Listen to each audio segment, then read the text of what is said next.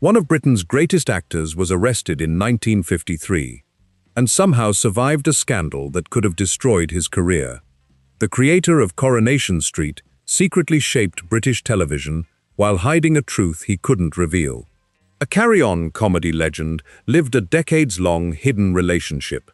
A star from Yes Minister finally found freedom late in life, and one famous actor risked everything by starring in a film that helped change British law forever. These aren't rumors, they're real stories of 15 British television and film legends who lived double lives during a time when being gay was actually illegal in Britain. Some kept their secret until the day they died. Others quietly helped change history. If you love the hidden stories behind classic British TV and entertainment, subscribe now and stay until number 1, because his courage helped change an entire nation. Number 15. Roy Barlow. Roy Barlow spent decades making Britain laugh. He was best known for two things. First, his brilliant double act with comedian Les Dawson, playing two gossipy northern women named Sissy and Ada. It was classic British comedy. Timing, character work, genuine warmth beneath the jokes. Second, Roy had a long-running role in Coronation Street, the most watched soap opera in British history. For years, millions of people invited him into their living rooms. Roy was private about his personal life for almost his entire career. He quietly kept his world to himself. He never made public statements about his personal relationships. He never granted interviews that delved into his private life. He simply worked, performed brilliantly, and maintained a boundary between what the world saw and what remained his own.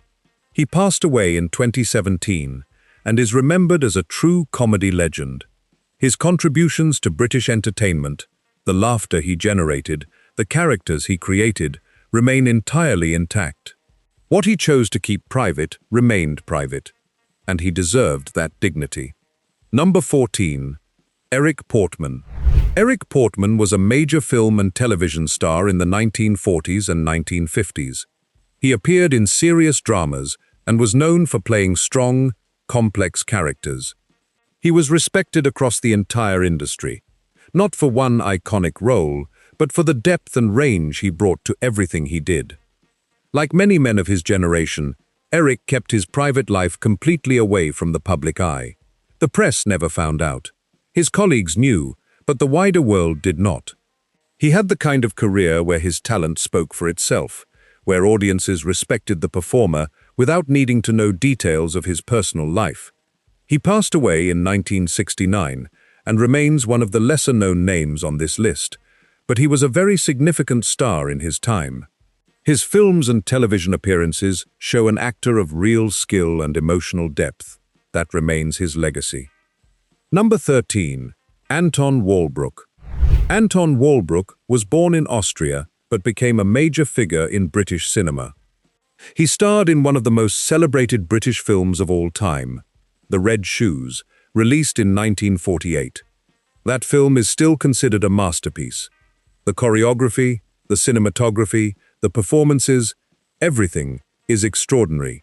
Walbrook's contribution to that achievement remains profound. He was charming, stylish, incredibly talented, but he guarded his personal life with great care. He gave very few interviews.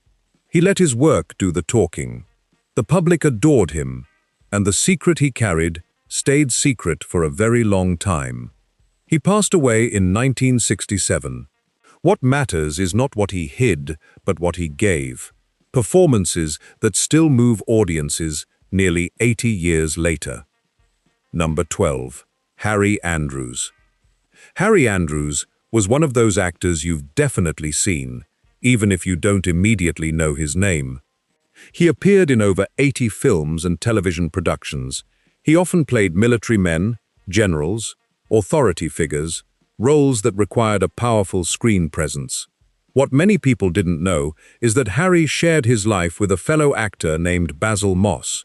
The two men lived together for over 35 years. That's a longer relationship than most marriages. They were deeply committed to each other. They built a life together. But because of the era they lived in, they had to keep it quiet. They couldn't publicly acknowledge what they meant to each other. They couldn't attend events together as a couple. They had to maintain a fiction for the outside world while living their truth in private. That kind of compartmentalization takes an enormous emotional toll. It requires constant vigilance, constant performance, even when you're not on a film set. And yet Harry and Basil managed it for decades. Harry passed away in 1989. Their relationship remains one of the most significant partnerships in 20th century British theatre and film, known primarily only to those who were close to them. Number 11. Peter Wyngarde. Peter Wyngarde was one of the most stylish and fascinating figures ever to appear on British television. He is best remembered for playing Jason King, a glamorous, flamboyant, crime-solving author with incredible fashion sense. Jason King aired in the early 1970s, and Peter became a genuine style icon. His look was copied by fans all over the country. The moustache, the scarves, the long hair. He was unlike anything British television had seen before. People simply couldn't take their eyes off him. His personal life was a subject of much gossip within the industry. But Peter remained largely private about it for most of his career. It was only much later in his long life, he lived to 90 years old, that he became more open about who he was. What's particularly interesting about Wyngarde is how much of his real personality he channeled into Jason King. The flamboyance, the refusal to apologize for his aesthetic choices, the unwillingness to conform to conventional expectations, all of that was authentically him. He couldn't be open about his sexuality, but he found a way to express his actual self through the character he was playing. He passed away in 2018 and left behind a one-of-a-kind television legacy. Number 10. Tony Warren. Here's something that might genuinely surprise you. The person who created Coronation Street, the longest-running and most-watched soap opera in British television history, was a gay man who had to keep his personal life very quiet while he was doing it. Tony Warren came up with the idea for Coronation Street in 1960. He was just 23 years old. The show first aired on ITV on December 9, 1960, and it's still running today, over 60 years later. It has been watched by billions of people around the world. This is significant because Coronation Street succeeds because it understands community. It understands struggle. It understands how people survive and support each other. It understands love in all its forms. Tony brought warmth, humor, and real human stories to the screen. Many people believe the reason the show feels so real and so full of heart is because Tony himself understood what it felt like to be an outsider. He understood people who had to hide parts of themselves. He understood the weight of secrets, the importance of community, the complexity of human relationships. He wrote all of that into the DNA of Coronation Street without ever being able to talk about his own life. That takes a particular kind of courage and artistry. He passed away in 2016. Without Tony Warren, there would be no Coronation Street. That's an extraordinary legacy. Billions of people touched by a show created by someone whose own story remained largely hidden. Number 9. Charles Hawtrey. Charles Hawtrey is one of the most recognizable faces from the famous Carry On films. If you've ever watched any of those classic British comedies, you know Charles. He played the thin, bespectacled, slightly helpless character who always seemed to be in the wrong place at the wrong time. He appeared in 23 Carry On films, more than almost anyone else in the entire series. That's an extraordinary body of work, all of it rooted in his ability to play a particular character type with absolute consistency and genuine warmth. Off-screen, Charles was known within the entertainment industry as a gay man, though this was never spoken about publicly. As he got older, he became increasingly lonely. He struggled with various personal challenges in his later years. He passed away in 1988. His contribution to British comedy is enormous. Millions of people laughed at his performances without ever knowing the full story of his private life. And that gap between the public figure who made people happy and the private man who carried loneliness is part of what makes these stories worth telling. Number 8. Frankie Howerd. Frankie Howerd was one of the most loved comedians in British history. He had a career spanning 5 full decades, from the 1940s all the way to the 1990s. He performed on stage, radio, television, film. He made audiences roar with laughter, using just a raised eyebrow and a well-timed pause. His timing was legendary. His control of a room was absolute. He understood comedy at a level that very few people do. What his millions of fans didn't know was that Frankie had a long-term partner named Dennis Harmy. Dennis was also his manager. The two men were together for decades, but in public, Frankie always presented himself as a bachelor. He never confirmed or denied anything. He simply kept that part of his life private.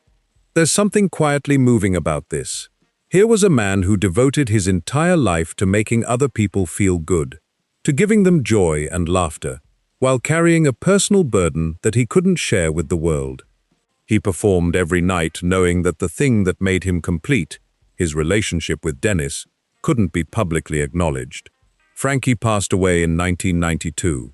He is still regarded as one of the all-time greats of British comedy. Number 7. Kenneth Williams. Kenneth Williams is another carry-on legend. He appeared in 26 of the films, more than anyone else in the entire series. His voice was instantly recognizable. His facial expressions were legendary. Nobody could do outrage, shock, or snobbery quite like Kenneth Williams. He was also a regular on television panel shows and well known for his appearances on Just a Minute, which he recorded hundreds of episodes of over many years. His ad-libbed wit was extraordinary. But behind the laughter, Kenneth struggled deeply. He never married. He had very few close relationships. He wrote extensively in his private diaries about his loneliness, his confusion about his identity, and his unhappiness. Those diaries were published after his death and gave the world a very different picture of the man behind the performances. They reveal someone of real sensitivity and intelligence, someone wrestling with profound loneliness and trying to understand himself in a society that offered him no framework for doing so. Kenneth Williams passed away in 1988. He was just 62 years old. His death was ruled an accidental overdose. His diaries remain one of the most honest and heartbreaking documents of what it felt like to be a gay man in that era of British history. They're painful to read, but they're also an important historical record of a life lived under enormous pressure.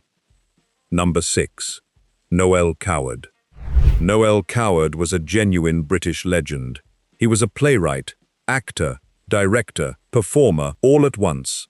He wrote some of the most famous plays and musicals in British theatre history. Here's what makes Coward's story different from many on this list. Within his own social circle, the world of theatre and the arts, Noel lived fairly openly. His close friends knew exactly who he was. He had several important relationships with men throughout his life, but in public, he never formally announced his sexuality. He believed his private life was his own business. He let his enormous body of work speak for itself. That was a very deliberate choice, and in many ways, it was a clever one. It protected his career during an era when public acknowledgement would have been career-ending, while allowing him authentic relationships within the circles where it mattered. Noel Coward passed away in 1973 in Jamaica. He was knighted in 1970, finally receiving the official recognition that many felt had been long overdue. His work continues to be performed on stages all over the world to this day. Number 5. Quentin Crisp. Here is someone who did things very differently from everyone else on this list. Quentin Crisp did not hide. He never hid. From a very young age, Quentin walked the streets of London in full makeup, with dyed hair and painted nails, at a time when doing so was considered incredibly dangerous. He was regularly attacked. He was mocked. He was treated as an outcast by much of society. But Quentin refused to change. He said famously that he didn't want to be accepted. He wanted society to accept him as he was. His life story was turned into a celebrated television film called The Naked Civil Servant in 1975. where he was played brilliantly by actor John Hurt. The film was a huge event in British television history and introduced Quentin to an entire new generation of viewers. In his later years, Quentin became something of a beloved television personality. He was invited onto chat shows. He wrote books. He moved to New York City in his 70s and became a cult figure there as well. What makes Quentin Crisp remarkable is that he lived entirely on his own terms at a time when doing so was genuinely dangerous. That took enormous courage. It required a kind of faith in human decency that often wasn't rewarded, and yet he never backed down. He passed away in 1999 at the age of 90, just before he was due to perform a one-man show. Number 4. Nigel Hawthorne. Nigel Hawthorne is best remembered for one of the greatest comedy performances in British television history. He played Sir Humphrey Appleby in Yes Minister and its follow-up series, Yes Prime Minister. The show ran from 1980 to 1988 and is still considered one of the finest British sitcoms ever made. Sir Humphrey was a crafty, clever, word-spinning civil servant, always trying to stop his minister from actually doing anything. Nigel played him with absolute brilliance. His ability to deliver incredibly long, complicated speeches at full speed without losing the comedy was breathtaking. Nigel did not publicly speak about his personal life for most of his career. He and his long-term partner, Trevor Bentham, were together for many years. They built a life together quietly, without public fanfare or acknowledgement. It was only later in life that Nigel became more open about who he was. After the law in Britain changed in 1967, cultural attitudes began shifting, slowly at first, then more rapidly. By the 1980s and 90s, it became possible to be more open in ways that earlier generations couldn't be. Nigel and Trevor were able to formalize their commitment through a civil partnership. It was a moment that meant a great deal to them both, a recognition of what they'd built together. Nigel Hawthorne passed away in 2001. Number 3. Michael Cashman. Michael Cashman is one of the most important figures on this entire list. In 1989, Michael was playing a character named Colin Russell in the hugely popular soap opera EastEnders, and in that year, his character took part in something that had never been seen on British television before. The first kiss between two male characters. Think about what that moment meant. In 1989, showing two men share a kiss on a mainstream British soap opera was considered shocking by some and brave and necessary by others. The scene sparked enormous debate across the country. For many young people watching, teenagers who felt different, who didn't see themselves represented anywhere on television, that moment meant everything. It said, "You exist, you're real, you belong." Michael Cashman went on to become a politician. He became a member of the European Parliament and spent years campaigning for equal rights, and is now known as Lord Cashman. He has spent his entire adult life using his platform to make things better for others. His contribution goes far beyond acting. He literally helped change the law, change culture, change what was possible. Number 2. Sir John Gielgud. Before we reveal number 1, if you're interested in the hidden stories of British entertainment, subscribe. We upload new videos 3 times weekly. Turn on notifications so you don't miss them.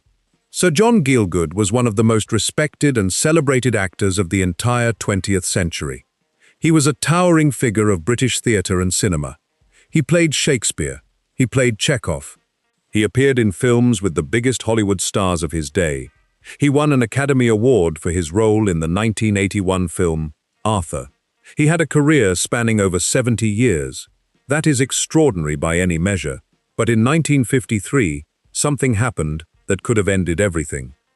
Sir John was arrested for what the police called importuning in a public restroom. This was a common way that police at the time targeted and trapped gay men who had no legal protection and no safe spaces to be themselves. The story appeared briefly in the newspapers. Many people in the industry held their breath. The incident could have destroyed his career entirely. In that era, such an arrest could mean the end of everything. Casting doors slamming shut, audiences turning away, decades of work suddenly becoming toxic. But remarkably, the public largely chose to move past it. His colleagues rallied around him, audiences continued to love him. His career recovered, and he went on to achieve even greater things. Sir John lived until he was 96 years old. He passed away in the year 2000, and is widely considered one of the greatest British actors who ever lived. He outlived the era that had tried to destroy him. He saw the laws change, he saw society change, and he gave us some of the most magnificent performances in the history of theatre and cinema. That's the legacy that matters. Number 1. Sir Dirk Bogarde. Sir Dirk Bogarde was, for many years, the biggest male star in British cinema. He was handsome, charming, and enormously talented. Teenage fans mobbed him wherever he went. Fan mail arrived by the sackful. Women adored him. But Dirk Bogarde had a secret. For decades, he shared his life with a man named Anthony Forwood. Anthony was his manager and his closest companion. They lived together for over 30 years. Public, Dirk never confirmed anything. He was extremely careful and extremely private. The press, for the most part, respected that boundary, or simply didn't look too hard. It was an era and a society that allowed for a certain kind of don't ask, don't tell arrangement. What makes Dirk Bogarde's story especially powerful is the film he made in 1961. It was called Victim. And in that film, Dirk played a married lawyer who is being blackmailed because of his attraction to men. The film was groundbreaking. It was one of the first mainstream films to argue openly that the law criminalizing same-gender relationships was unjust. It portrayed that law not as morality, but as oppression. Historians believe the film genuinely helped shift public opinion and contributed to the legal changes that came in 1967. Here was a man who could not speak openly about his own life, who couldn't walk down the street as his authentic self, who had to construct an elaborate fiction to protect his career and his partner. But who used his art, his tremendous talent and his platform, to fight for change anyway? He did it at great personal risk to his career. He did it knowing that if his own life became public knowledge, everything could collapse. And he did it anyway because he believed in something larger than his own survival. Dirk Bogarde passed away in 1999. He was a film star, a writer, and quietly, a man who helped change history. These 15 men gave everything to British television and film. They made us laugh. They made us think. They changed culture, often while carrying more than we ever knew. Some of them couldn't be open until late in their lives. Some of them never were and took their secrets to the grave. Some found ways to express their authentic selves through the characters they played. And some used their enormous platforms to fight for the rights they themselves couldn't claim. What they all have in common is courage. The courage to keep working, to keep performing, to keep creating, while living under constant pressure to hide. The courage to contribute brilliantly to the culture, even when that culture was hostile to who they were. Which of these legends surprised you most? Let us know in the comments below. Tell us whose story moved you, whose legacy resonates most with you. Subscribe for more stories like this. The hidden histories of entertainment, the real lives behind the performances, the courage that rarely gets acknowledged. We upload 3 times weekly. Thank you for watching. We'll see you next time.